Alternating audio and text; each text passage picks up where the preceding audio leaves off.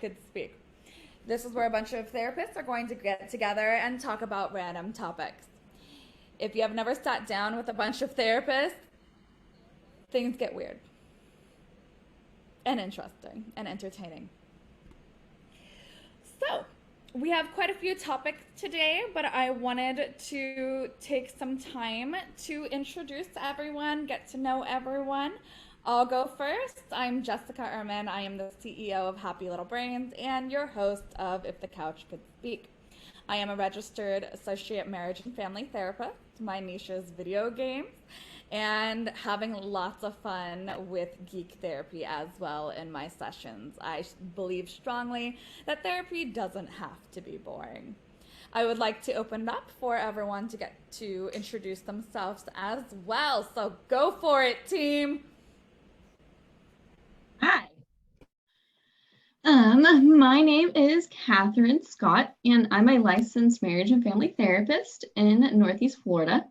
I received my dual master's from the University of Florida, chomp chomp, and I am a level 1 Gottman certified couples therapist. I'm working towards level 2 of my clinical trauma professional certification, and I'm certified in equine assisted therapy. For the past few years, I've been practicing at a private practice, lovingly known as Puzzle Piece Counseling. My niche is working with kiddos and young adults on the autism spectrum and their families, as well as broad neurodiversity. Some of my other facets of interest are OCD, intrusive thoughts, anxiety, grief, and trauma. And I utilize an experiential approach with my clients in their pursuit of healing. Because I fully agree, Jessica, therapy does not have to be boring, and quite frankly, I hate boring therapy. So that is me. Welcome. Thank you, Kat. I'll jump in. My name is Jamie Roberts Nelson. I am a licensed marriage and family therapist in Southern California. I am the founder of Equilibrium Counseling Services. We're a group private practice, and we specialize with adolescents, teens, and young adults. I agree, therapy is fun and does not have to be the rigid, how do you feel today, but can be creative and loud, and we use paint and music and different sorts of ways to self-express that don't have to be verbal, because I too specialize with neurodivergence, autism, ADHD, all of the different fun ways that the brain can learn and express themselves. And I focus on a strength-based approach. So what are you already doing that works for you, and how can we expand that to help you feel strong in other areas? All right, I guess I'll jump in. I'm the other Jessica. I am the owner of Triumph and Transcend, which is my private practice that I started earlier this year. I'm a licensed professional counselor in Arizona.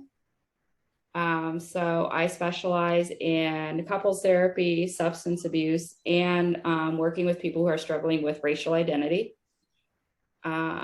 I am certified in Santray, and I'm working on my DBT certification.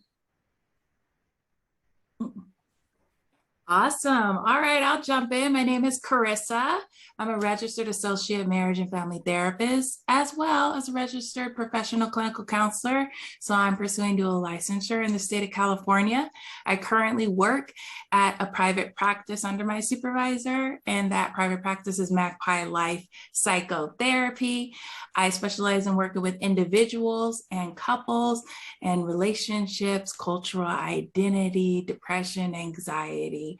And I love working with adults. I also believe that therapy can be fun, but I'm more of a let's talk about it. Let's get all the gunk and all of the, that's where all the healing happens, is in the discussion. So let's talk about it. Let's have fun. Let's laugh, because laughter is the best medicine. And I'm glad to be here, guys. Glad to have you.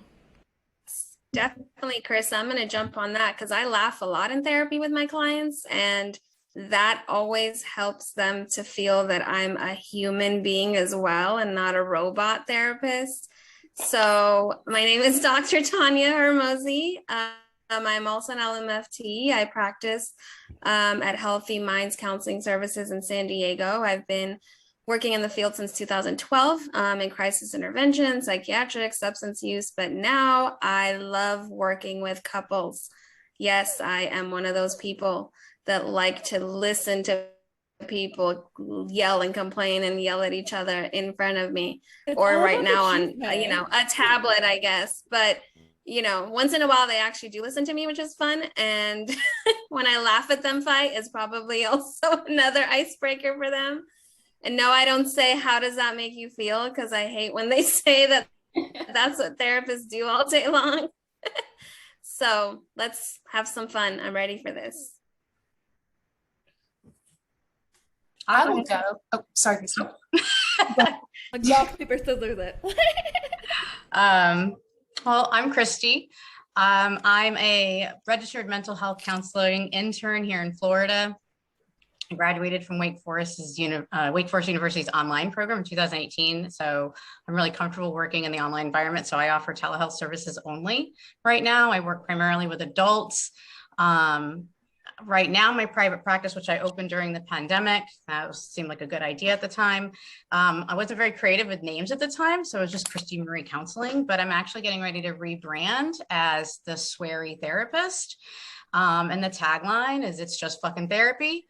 And I really am excited about that, but it took me a little while to sort of like own that I am the Sweary Therapist. And one of the things that the feedback that I've received from clients is that they know I'm a real human because I drop F-bombs and I speak authentically, and I happen to be a very sweary person, and it lets them know that it's okay that they can be authentic too. And so I tend to work with a lot of folks that sort of identify, as one of them said, outside the mainstream culture, lots of LGBT stuff, lots of anxiety, lots of depression, lots of just like, how the hell do I get through all this?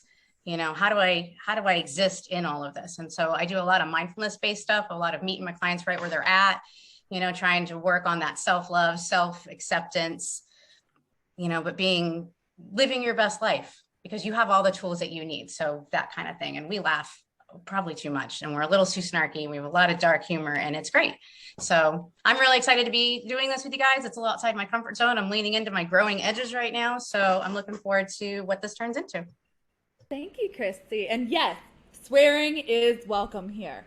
There are filters for children for a reason. But you absolutely can swear in here. Dark humor is also always welcome. So, Oh, thank God. Here for it. Hi, everyone. I am Brittany. I'm a licensed professional counselor in Alabama. I've been in practice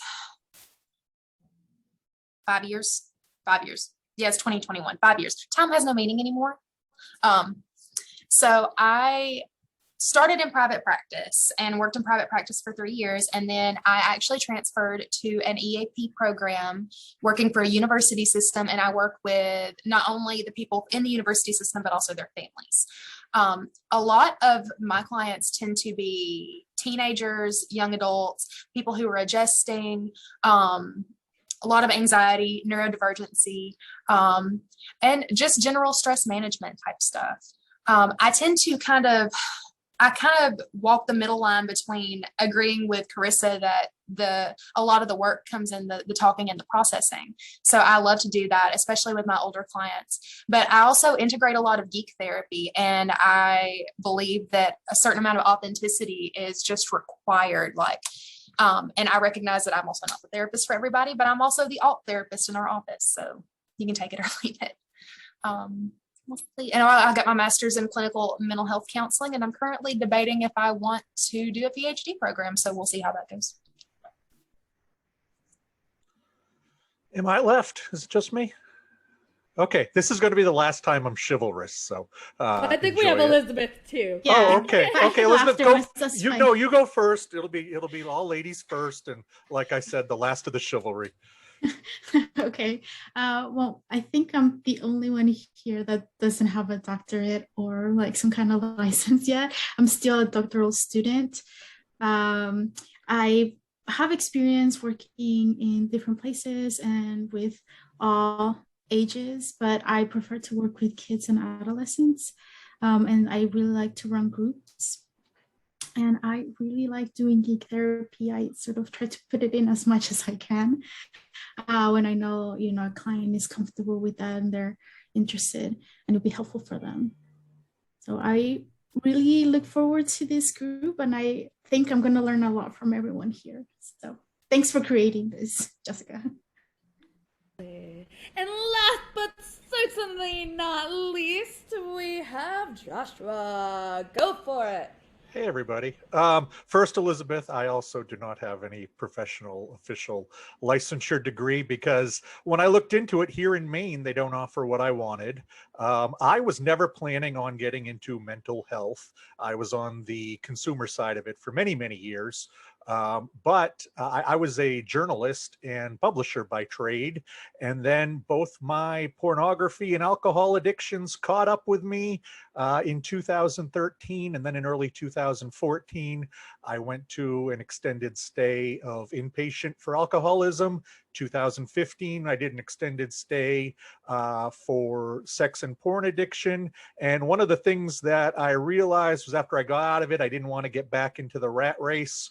And when I started to do research, there was nothing out there for porn addiction in 2014, 2015. And I figured since I have some writing skills and I'm sure like you guys, we can all read stuff like the New England Journal of Medicine and enjoy it. But I also know there are people who read Shakespeare out there and enjoy it. And that's fucking crazy to me. So I decided to start writing for the average person who has porn addiction. I wrote one book. My first one came out, I think, in 17 or 18, which was just my autobiography. And what shocked me, I thought that was going to be it and I'd be done. What shocked me was the amount of partners who contacted me right after it got out saying, holy crap, you fixed yourself. How do I fix my husband, boyfriend, wife, girlfriend, son, whatever? And that's when I was introduced to the concept of betrayal trauma.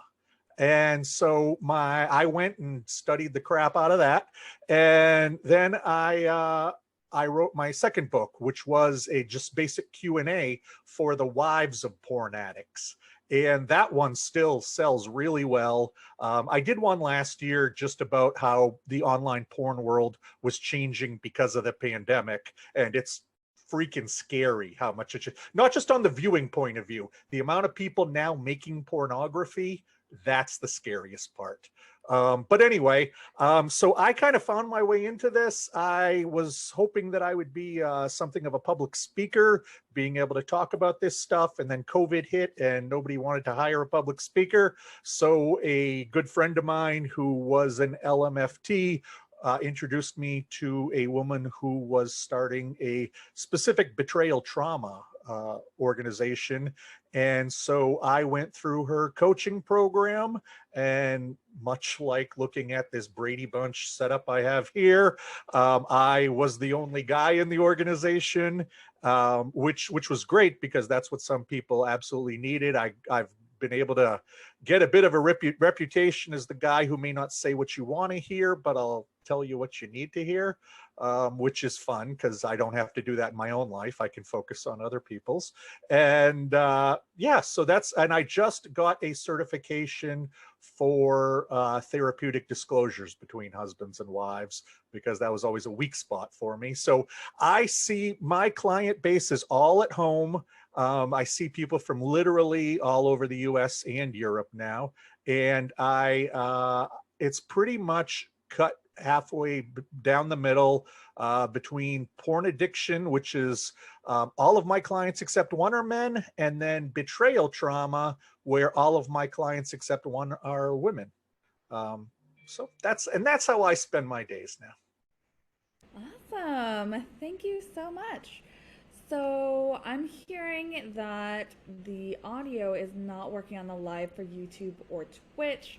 I am not sure why. However, unfortunately, life happens, shit happens, as we've all seen with telehealth. Shit is weird. Things get weird. Same with trying to go live today. We were a little bit delayed today because there's some technical issues going on. But the good news is I am recording this.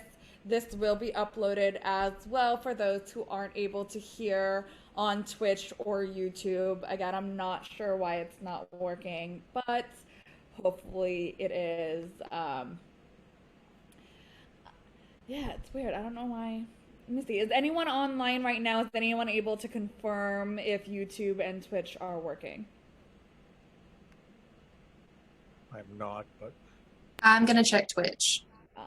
wouldn't you you so think that in the 2 years of this pandemic, with the entire world moving on to Zoom, the folks at Zoom might have made their little interface not suck like it did 2 years ago? Because it still sucks just as much.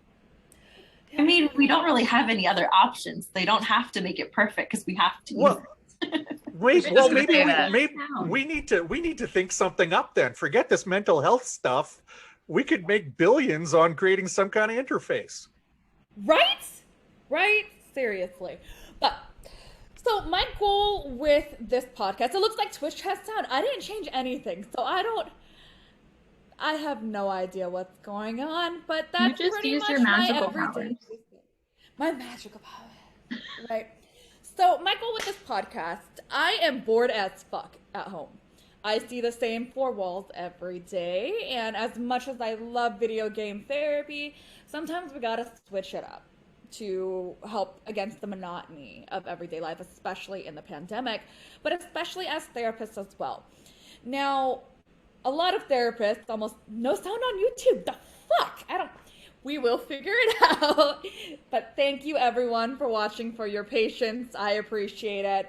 But this is also an example of, even for therapists, even though I troubleshooted everything before we joined today, that things go wrong. We can't prepare for everything as much as we want to. And as much as, like for me, I'm a control freak. So this, yeah, it is giving me massive anxiety, but that's okay. We just push through, take a deep breath. So you know what? Let's collectively take a deep breath and exhale all the bullshit. We'll do one more. And as you exhale, say, fuck that. Fuck that. Fuck that. Exactly. So we will figure it out. But my goal was basically to show the world what it's like when therapists get together. So I can speak from personal experience, and I know you guys share the same thing, where when two therapists, or more than two therapists in this case, get together, shit gets weird, shit gets interesting, and it gets real fun. So what our goal here, we're not going to get political. We are not going to get religious. We're here to just shoot the shit on random topics. We also do invite questions from those listening. So if you ever want to send in a question, shoot me an email at happylittlebrains@gmail.com, or any one of us here. It'll get back to the podcast, and we would love to answer some questions, and we do have some for today as well.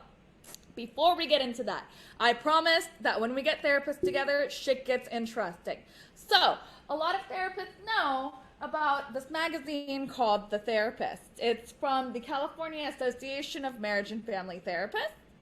And in the back are the disciplinary actions of the board. Now, I want to make this crystal clear. Our goal with this segment called the Spider Pages is not to shit talk anybody, not to shame anybody, but for those who aren't clinicians, we fuck up. And sometimes people fuck up royally. Like bad.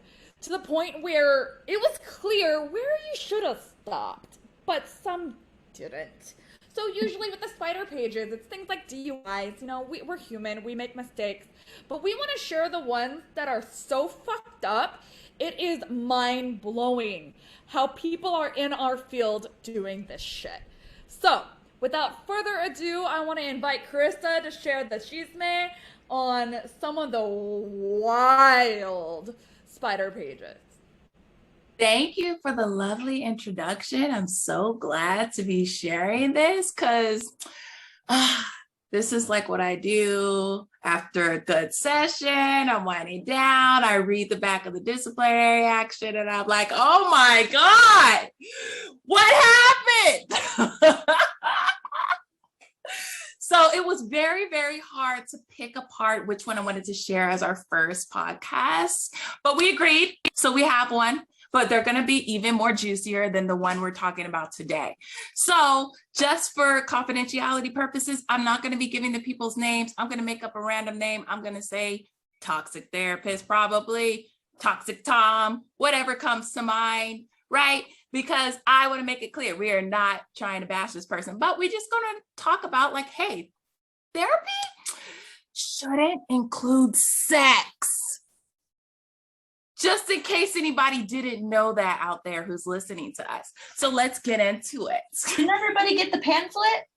I was just going to say that, Jamie. Where is that pamphlet everybody needs? Y'all got a pamphlet? Yeah, there's a whole pamphlet. Therapy does not include sex. Therapy does not include sex. Yes, in California, If not, we have somebody needs to create it because apparently people don't know. Right? While we are talking about if the couch could speak, therapy shouldn't be the casting couch, man. Should not. Absolutely not. So we're going to walk into toxic therapist Tom here. We're just going to say he's in wherever of the United States, but we know since this is the therapist, it's California, most definitely. But this particular therapist was working with a couple. Yes, that's right. A couple to help them with couples counseling. The couple after a couple of sessions with this therapist decided, it's not worth it. We don't want to continue on. But one of the couples, one partner out of the couple decided to continue therapy with said therapist. And that's kind of where things took a sharp turn. Toxic Tom decided, he wanted to have a more friendly relationship with this client that he kept, right? They're sending text messages, intimate details of their lives, photos, they're just chatting it up, right?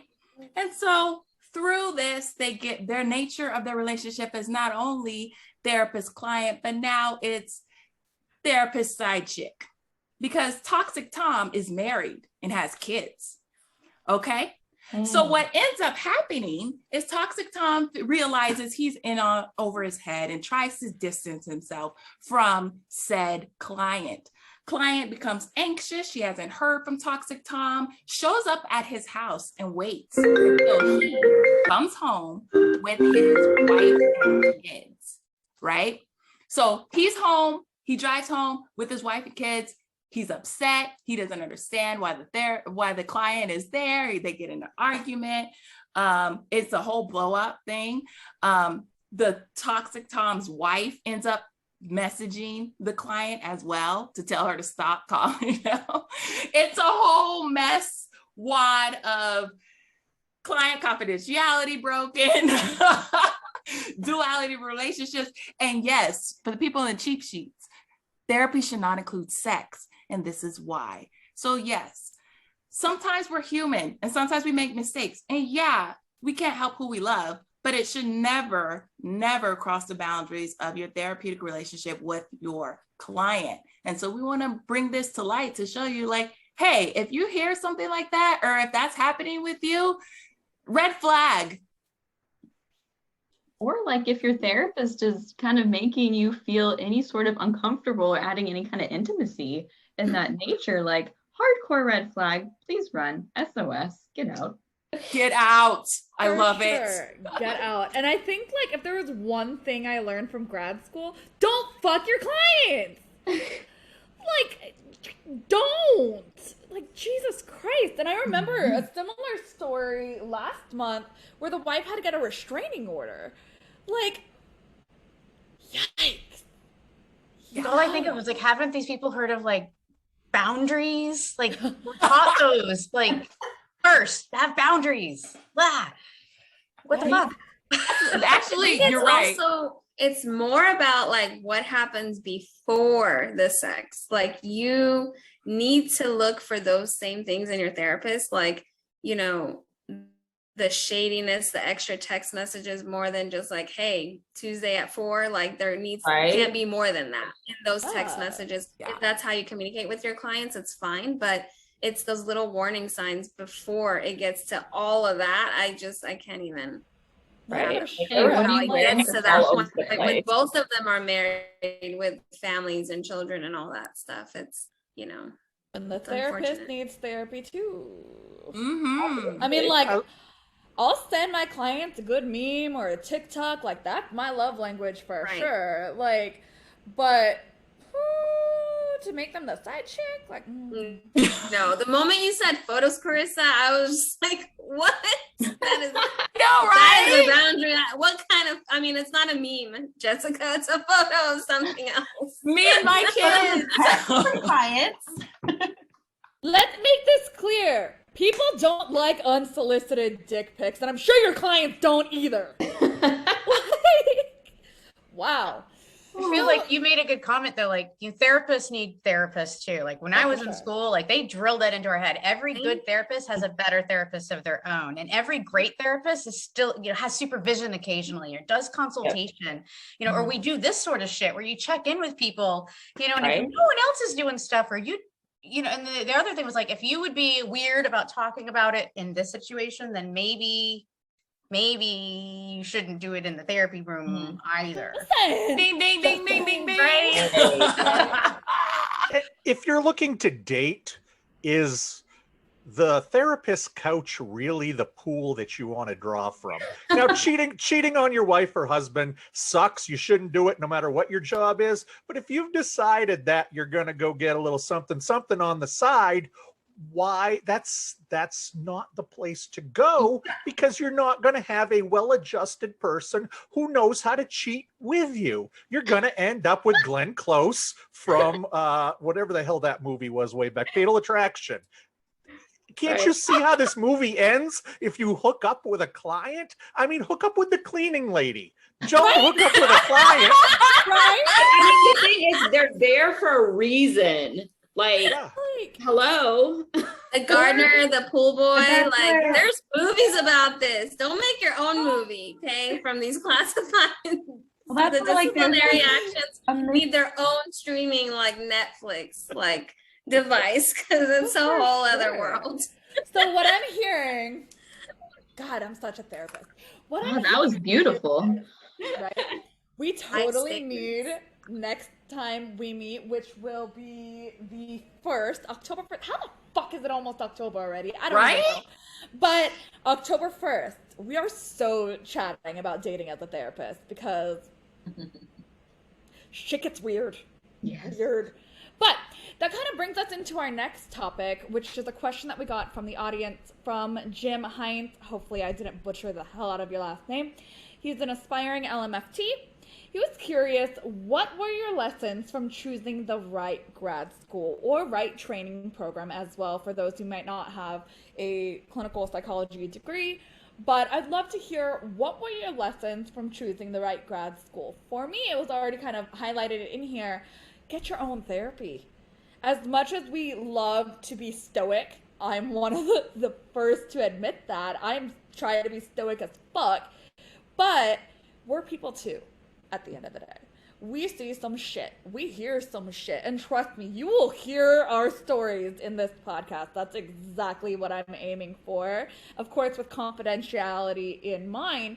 But this is where we're going to share some of the weird shit that we've seen. What it's like to be on the other side of the couch. If the couch could speak, what would it say? So what were your lessons from choosing the right grad school?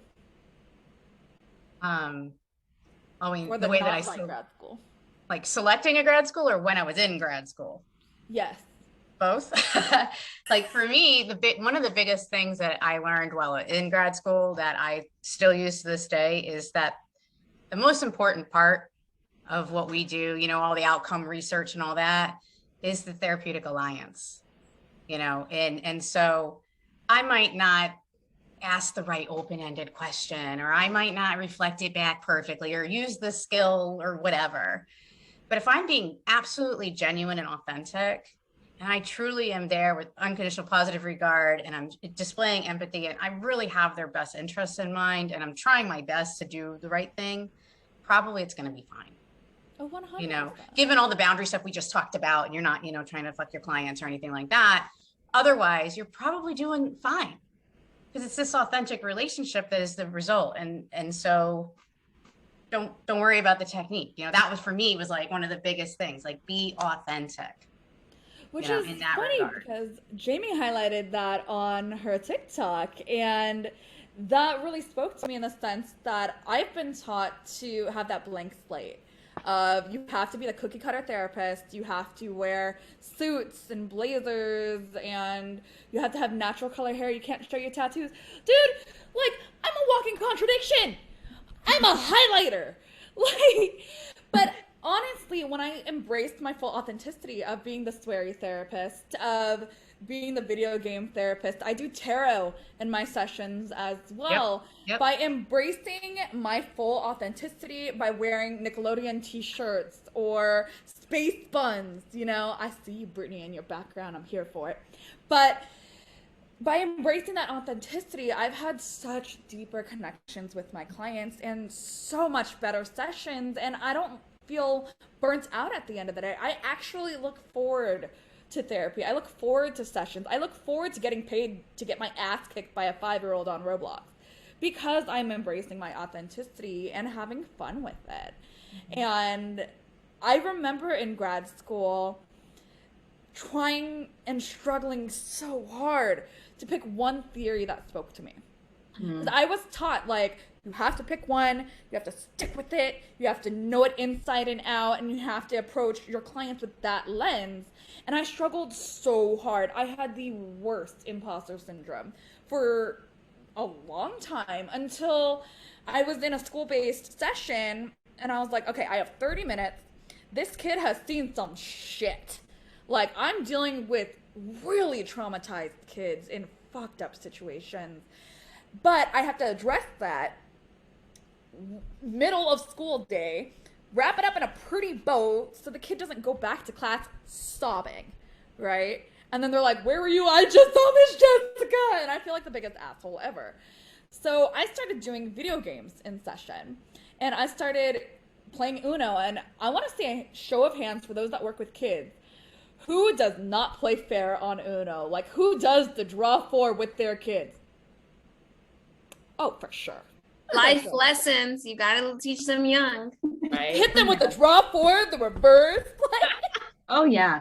I get so competitive, it's not even funny. Oh, so Miss Pat competitive. shows no mercy. So Life competitive. is competition. They gotta learn now. Otherwise, Do it with my nephews all the time. Kick their butts, man. They got to learn. Yeah, I'm surprised me and my family haven't like put money on it because at this point we play it like it's fucking poker. you're missing out. Or Cards Against Humanity or Super Fight. That one's really fun. Like, I'm all about the games, and I shit you not, I played Life for like 2.5 years straight with my kiddos. All sorts of different ages, all sorts of different genders, across all sorts of spectrums.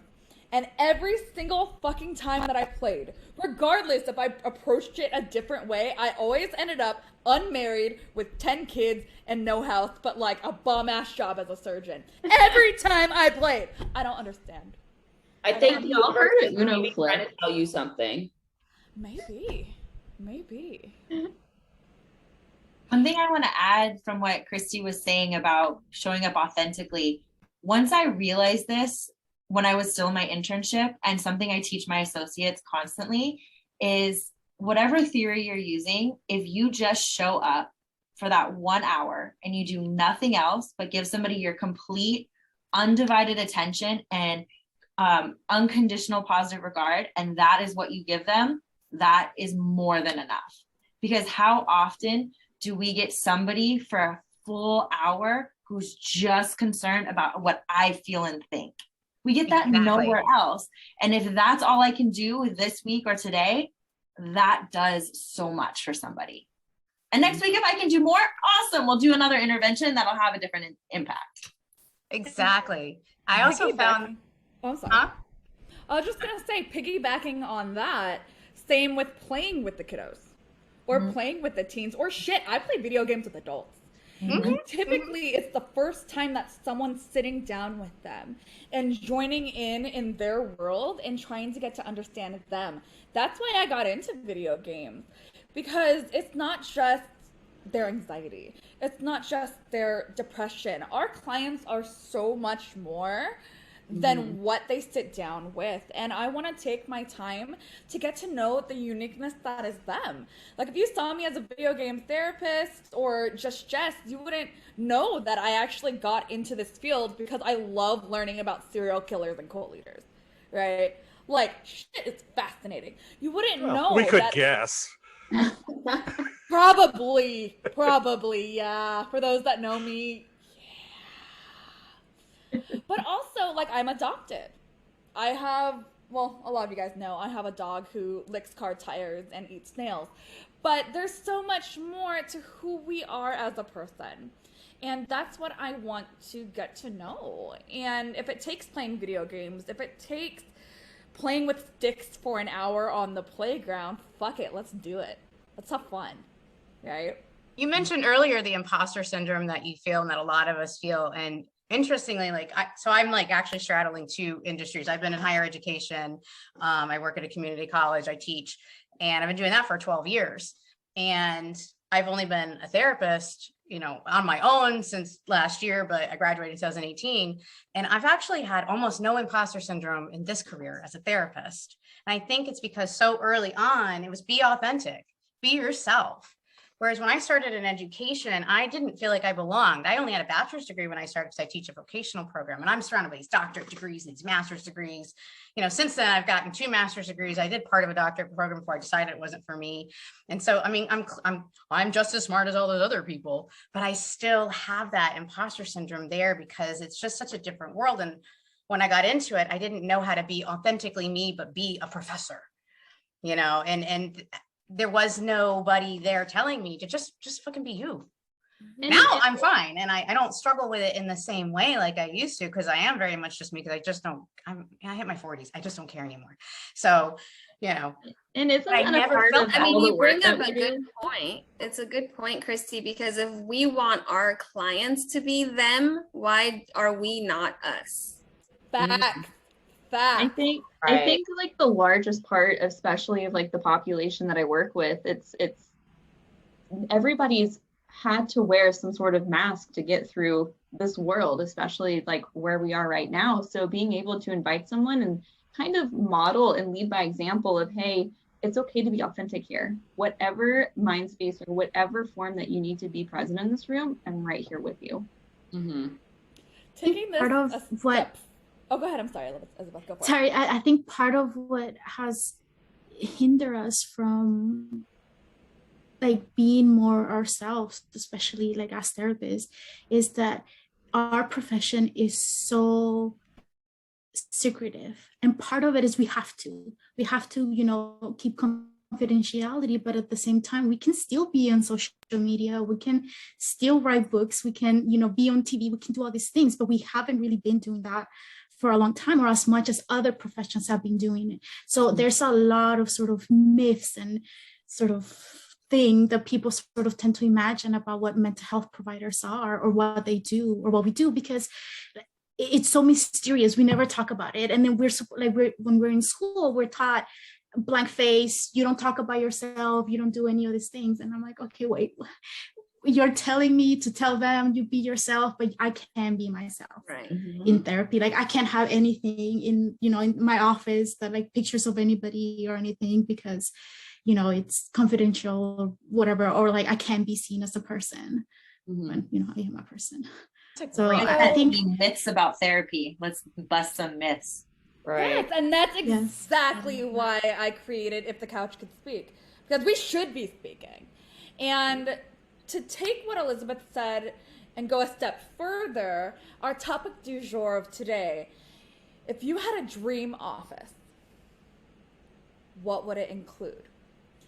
And this could be a fantasy dream office, an unrealistic dream office, but I want to hear, if you could have a dream office, what would it be? And I'll go first.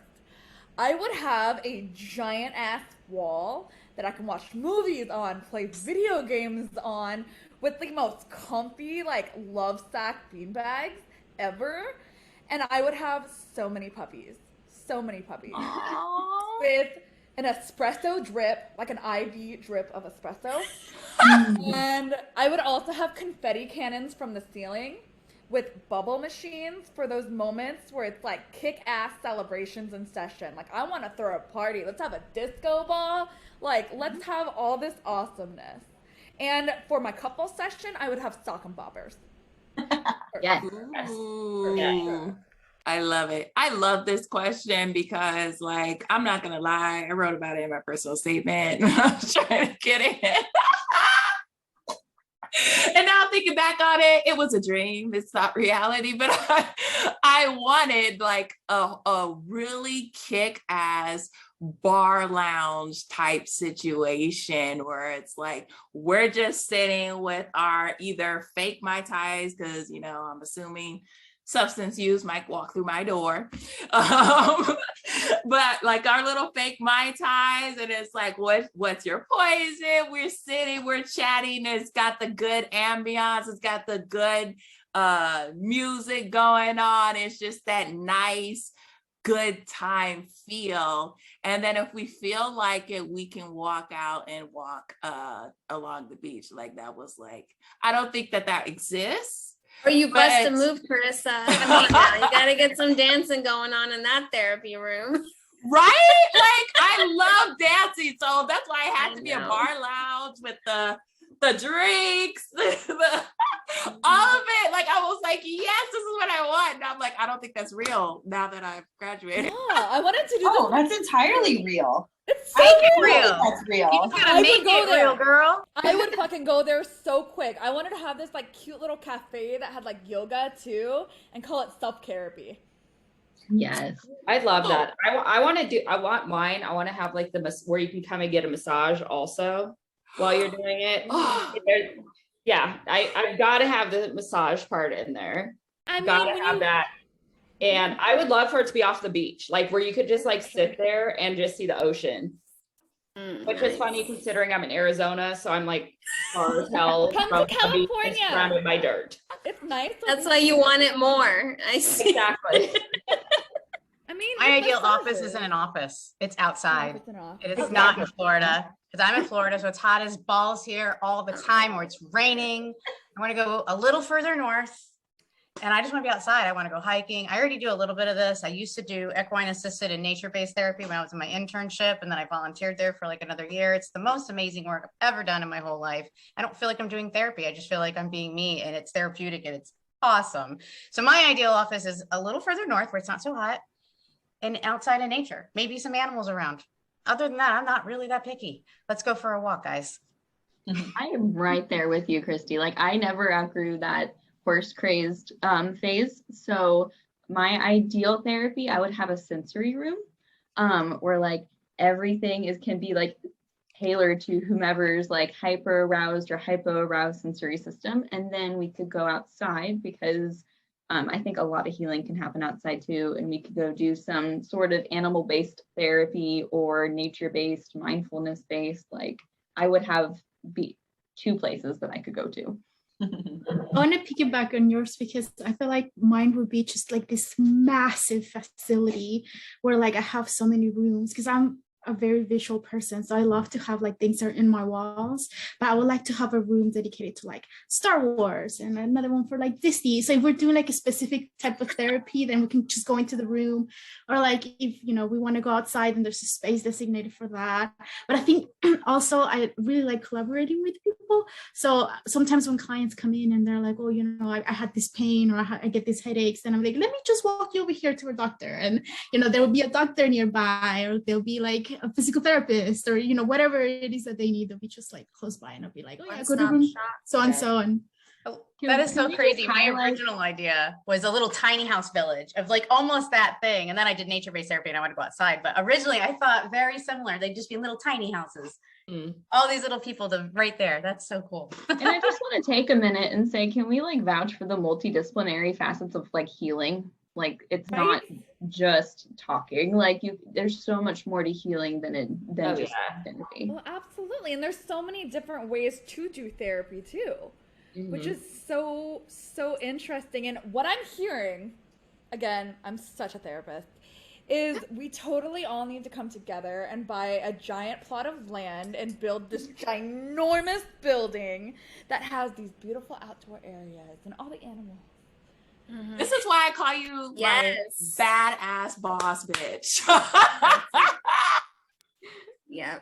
All I need is a greenhouse. That's where my therapy room will be. I love plants. I love leaves. I love trees. My entire wall has all sorts of different tree of life pictures and motivational quotes and things, and pillowcases all have trees on them. Everybody buys me tree related like gifts and stuff. I would be in a greenhouse. I think it's so amazingly healing, like you said, Kat, in there. That's my happy place.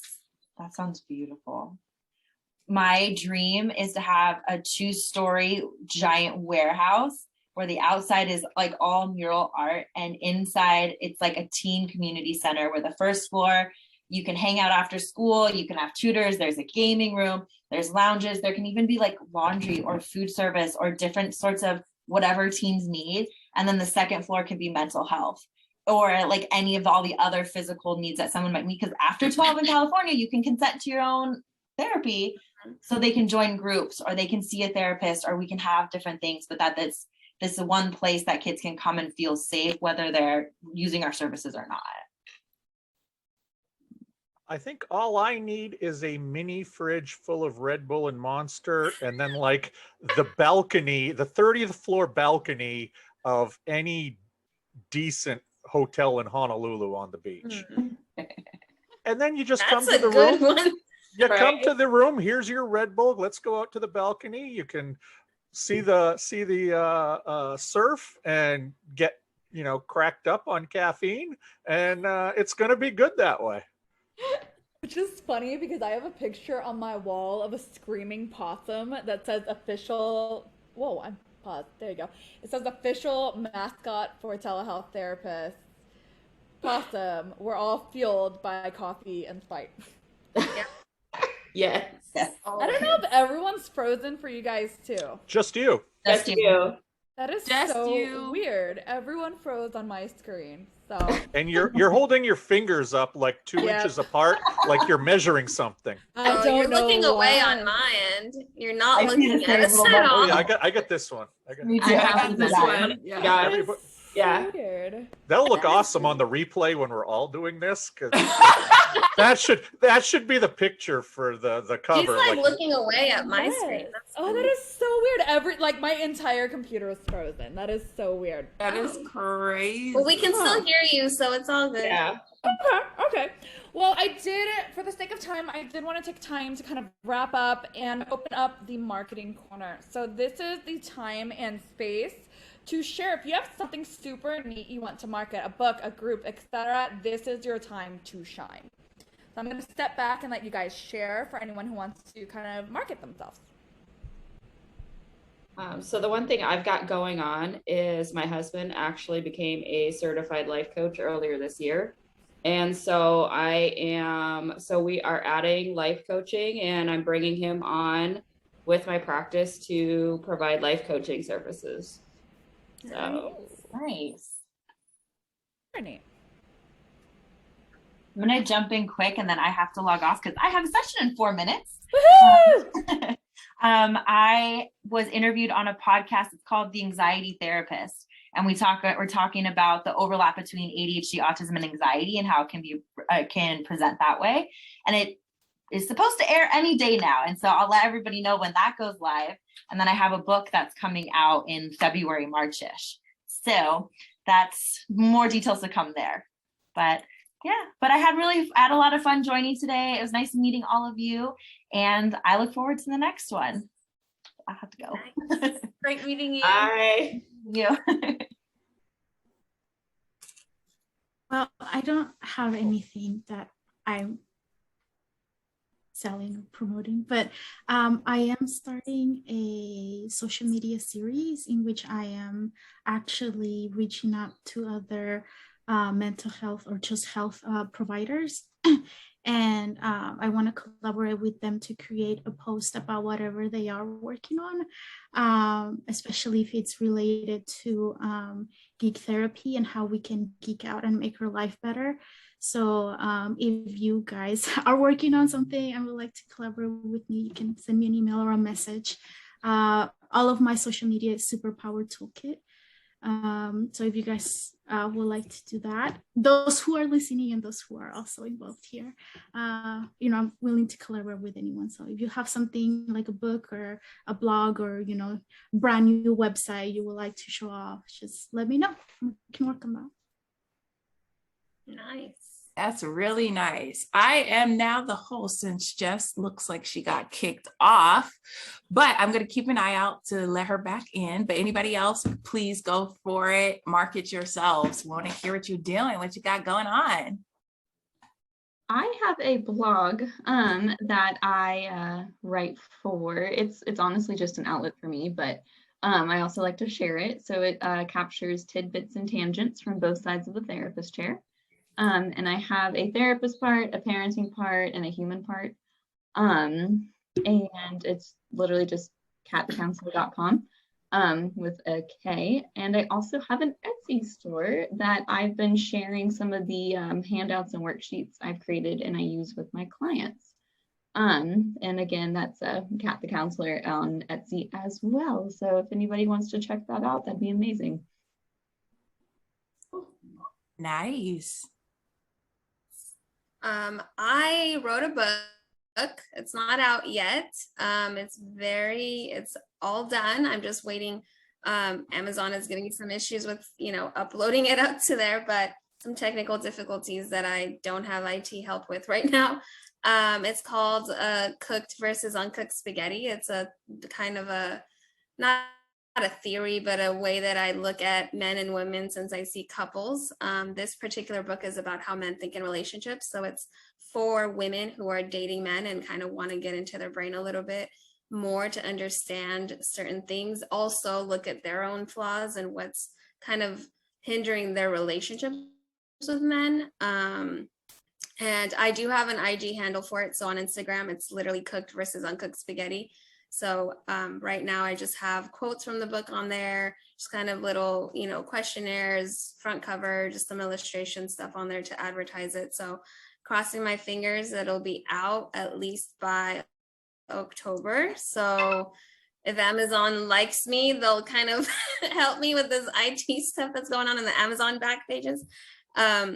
So I'm excited. It's been a long time coming for this book. So I'm just excited that it's ready. It's sitting there waiting to be uploaded so that everybody can buy it on Kindle or print. So I'll let you guys know when it's fully live and out.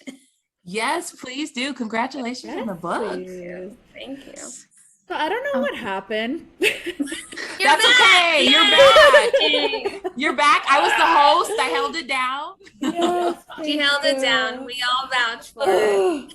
Literally, I think it seriously is a example of what our clients go through sometimes. Sometimes you try to be as prepared as you can. Like, I shit you not, I was troubleshooting this shit. You could ask anyone that I was messaging frantically on Instagram. Of like, dude, I'm going to throw up and die because I am so anxious right now. Like, troubleshooting everything. And now everyone's frozen again. I don't know what's going on. Well, we're all looking about a little robotic for a sec. Yeah, you're not frozen on my end. You're not good. frozen, The but reception. Oh, now you're frozen. Now I think she's frozen now.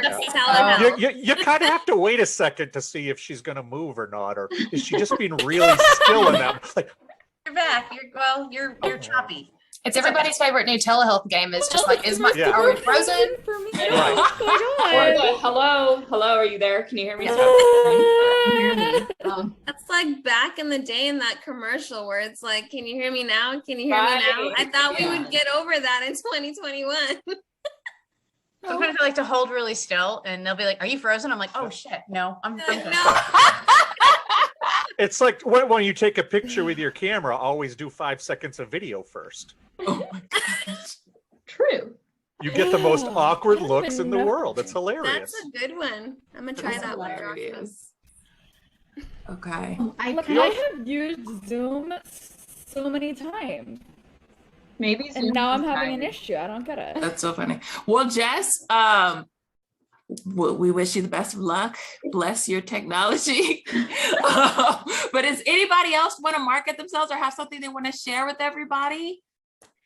I just want to throw out there, if I can, I have a super huge gift card to Amazon, and I don't use it for anything. And if anybody here, not anybody listening, but if any of the Brady Bunch group here wants to, and it's odd because I'm like exactly in Mike Brady's spot, so it's perfect as the one guy. And if any of you are interested in a Kindle version of one of my books, drop me an email or a message through Instagram or one of these places and let me know, because I send them off to people all the time. So if any of you want any of them, second book is the best one. That will definitely help you both with porn addiction and betrayal trauma. Yes, please.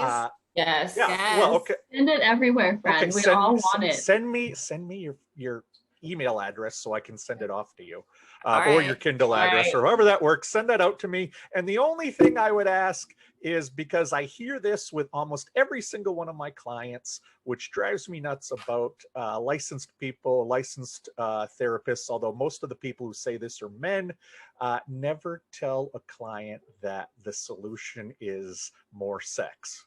Because I have to deal with people all the time who have come to me, especially marriage counselors, which, let's be honest, they've never solved addiction or anything like that in their lives. They like to suggest that sometimes the problems in the bedroom are just because there isn't enough sex going on. And I hear this from way too many people. So whenever I get a chance to talk to a group of professionals, I just say, please, don't tell them to have more sex, because that's it's like telling an addict to go drink more. Well, exactly. What kind of bullshit is right. Well, that's exactly it. It's like me meeting my clients in a bar and saying, "Let's do this." Right. But it's the amount exposure of therapy, Joshua. the amount.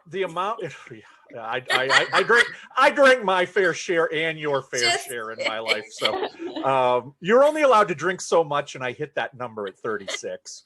I didn't. I hit that at 22 myself. Yeah, I didn't pace myself.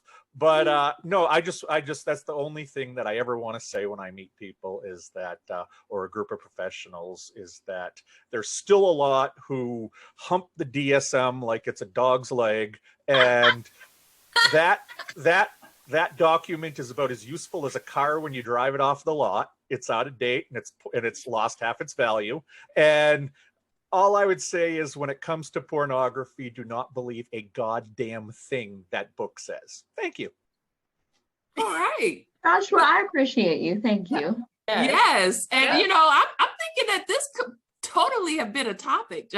Yeah. The other thing, if any of you want to be on podcasts, there are a lot of mental health professionals that have gone to my website and just write all the people on there. I've done over 300 interviews about porn addiction, because I'm like the only one on earth aside from Terry Crews who will talk about his porn addiction. So I've been on a million shows, but I know that there are professionals who go and just look at the list on my website and just pick them off one by one. So if you're looking for shows to go on, that list that I have is absolutely perfect if you visit my website. Okay. Nice. I will be visiting your website. Yeah. 100%. paddictrecovery.com. Beautiful. So I'm going to have to pick your brain at some point. When I was in graduate school, I did a poster project for Alabama Board of Counseling on pornography addiction. And my favorite game to play at that point was who's going to make eye contact with me and want to talk about what I'm looking at, and who's going to run in the other direction. It was so fun. The best line is, depending on the audience, when I used to be able to speak to people, I would walk out and my first question would be, okay, so who here masturbates? And everybody would look at me scared to death and be like, oh, of course, your hands are busy. that always broke the ice in every group. So I love that so much. It reminds me of how many clients will start talking about their sex life, whatever, in the middle of a session, be like, oh, is that too TMI? And I'm like, dude, this is therapy. Right. Dude, I've seen TMI, like, right. I've seen TMI should be a topic on its own of what clients think TMI is and not. I'm adding it to the list. Write that one down, because I get that a lot. Right? Yeah. Okay. So let's close with any ideas for topics. I was just about to suggest one. Go for it. I I don't know how many of y'all are in different like Facebook groups and you see some of the like just really scary things that other therapists are saying, doing, bragging about, telling other people. And like, I would love to talk about like how it feels to know that some of our colleagues are out there doing what they're doing. Shady as fuck. Yes. Yeah. Bro. Like I see those posts, I'm like, okay, not referring to you, not referring to you. And it's also the other side too, is if you want to talk about something and consult something, there's so many judgmental therapists that aren't willing to help you in a nice way. They're like, how can you ask this question and blah blah blah. It's like, what is this group for about anyway? Like, what is this for? This is for that. I for think me to be like, you know, transparent and be like, hey, I have a client, this and this, what would you do? And they jump on your ass for shit like that. That's and piggybacking on that, I know I have had my fair share of shit therapists, and I would love to explore that. And between now and the next session, I'm gonna fix my internet. I don't understand. I have a paid thing for Zoom, and I've used Zoom more times than I can count, and I have never had this many technical issues. So weird. But so therapy horror stories. Ooh, The amount of clients, the stories where it's like, I had a therapy that told me this, and I'm like, what? Yes. Oh, did horrifying. How to keep a poker face. That's Ooh. No, I gotta be authentic. So if that's just crazy, they're gonna know it all over my face. Yeah. Oh, I'm right there with you. What about the questions that our clients ask us? And how like self-disclosure type of things? Yeah, because I'm all about self-disclosure, but some clients ask stuff. Like I had a little kid look up to me and be like, Miss Jessica, I'm really concerned about you. And I'm like, oh, really, honey? What's coming up for you? He's like, I'm afraid you're gonna die. And I'm like, okay, yeah, it's a valid concern. You know, we all die sometimes. And he's like, no, because you're fat. Oh gosh. Oh no. Ouch. My ego. And he's like, Miss Jessica, your face is turning red. I'm like, get out! Like, get out of my room right now, please. For the questions like, why are your arms so hairy, Miss Cat? Thanks a whole bunch. I love Be right back while I wax my arms on break. Or maybe even like, you know, the questions that come up are that are personal, like, do you have kids? Are you married? Like, you're touching your stomach. Are you pregnant? Yikes. Yeah. But I would love to How old are you? You have a doctorate? You must be like 25 only. Right? Like, what does age have to do with a degree or my experience or how I'm helping you or my marital status? I get that a lot because I'm not married, but I love seeing couples. Any other topics you guys would like to add to here? I'm sure I'll think of more. I know. For sure. I feel Think of it right after we're finished, and I'll be like, damn it. always 100%. So today, far from perfect in lots of areas. That's okay. I'm going to try to upload everything, edit everything as long as it went perfect on my back end. If not, that's okay. I will have things squared away for next time we meet. The next time we meet will be October 1st. At 2 o'clock Pacific Standard Time. But I really wanted to thank you guys for joining me on the couch, and it has been a blast. I love seeing all the uniqueness that we bring to the table, and I hope you guys have an amazing Friday, an amazing weekend, and I am so honored for this opportunity. Thank you guys. Thank you. Thank you guys. Thank you. See you next week. See you next week. See ya.